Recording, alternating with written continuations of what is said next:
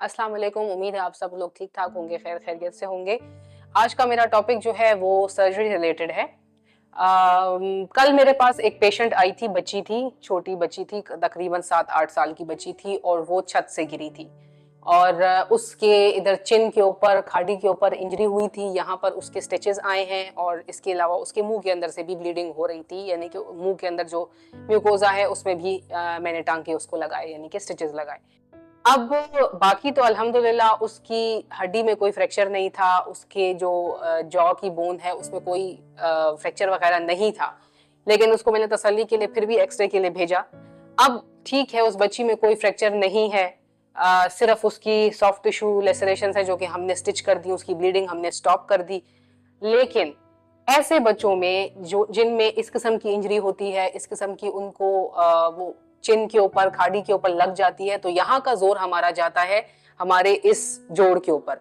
ये जो हमारे दोनों जोड़ हैं ये हमारी मदद करते हैं हमारे मुंह को खोलने और बंद होने में। अब जब ये चिन का जोर, जब बच्चा गिरता है तो उसका जोर जब इस जोड़ पर चला जाता है तो इस जोड़ के अंदर ब्लीडिंग होती है, जो कि बाहर हमें नजर नहीं आती, लेकिन अंदर वो ब्लीडिंग हो चुकी होती है और अंदर ही स्टॉप भी हो गई होती है।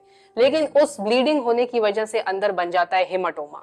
अब उस हेमाटोमा के अंदर साल गुजरते हैं तो उस हेमाटोमा के अंदर ऑर्गेनाइजेशन होती है और उसमें फाइब्रोसिस बनती है, और वो फाइब्रोसिस इसी तरह गुजरते सालों के साथ जैसे बच्चे की ग्रोथ होती है तो वो फाइब्रोसिस बोन में चेंज हो जाती है, यानी कि यहाँ पर जोड़ के अंदर हड्डी बनना शुरू हो जाती है। अब आप खुद सोचें कि एक जोड़ जब काम कर रहा है और उसके अंदर हड्डी बन गई तो वो मूवमेंट ही छोड़ देगा, वो हिलना बंद कर देगा।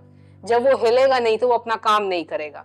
तो इसी तरीके से जब इस जोड़ के अंदर हड्डी बन जाती है तो बच्चे का मुंह खोलना और बंद होना खत्म हो जाता है, आहिस्ता आहिस्ता उसकी माउथ ओपनिंग खत्म हो जाती है। और इस तस्वीर में आपको नजर आ रहा होगा कि कैसे बोन बन चुकी है जॉइंट के अंदर और उसका फंक्शन अब उस तरीके से नहीं रहा। और एक और नुकसान इसमें यह होता है कि बच्चे की जो ये वाली जॉ है, जो नीचे वाला उसका जबड़ा है, ये छोटा रह जाता है, ये ग्रो नहीं करता, क्योंकि ये वहां से फंस जाता है, उस हड्डी की वजह से यहाँ पर फंस जाता है और इसकी ग्रोथ नहीं होती। तो वो जबड़ा भी छोटा रह जाता है और बच्चे की मूवमेंट्स भी कॉम्प्रोमाइज हो जाती हैं, और ये इतनी जल्दी नहीं होता, इसमें सालों लगते हैं। अब पेरेंट्स का काम ये है कि वो इस किस्म की इंजरी जब बच्चे को हो जाए, बचपन में उसको लगे इस किस्म की चिन के ऊपर, खाड़ी के ऊपर, तो वो बाद में बच्चे को मॉनिटर करें सालों साल, जब वो बच्चा ग्रो कर रहा है, कि हमारे बच्चे की कहीं पर माउथ ओपनिंग कम तो नहीं हो रही। जब वो कम होना शुरू हो जाए तो उनको चाहिए कि वो फौरन फौरन अपने डॉक्टर के पास, अपने सर्जन के पास जाएं और उसको बताएं कि ये बचपन में इसकी इस तरह की हिस्ट्री है, कि ये गिरा था, इसको लगी थी और अब इसका मुंह आहिस्ता आहिस्ता बंद हो रहा है। जितनी जल्दी आप अपने डॉक्टर के पास जाएंगे उतना आसान इस चीज का इलाज होगा। अगर इसके अंदर प्रॉपर बोन बन गई तो फिर इसका इलाज और भी ज्यादा मुश्किल हो जाएगा, बच्चे के लिए और भी ज्यादा तकलीफ होगी और उसकी ग्रोथ भी कॉम्प्रोमाइज हो जाएगी, और इसके लिए मजीद बड़ी सर्जरी हमें चाहिए होती है।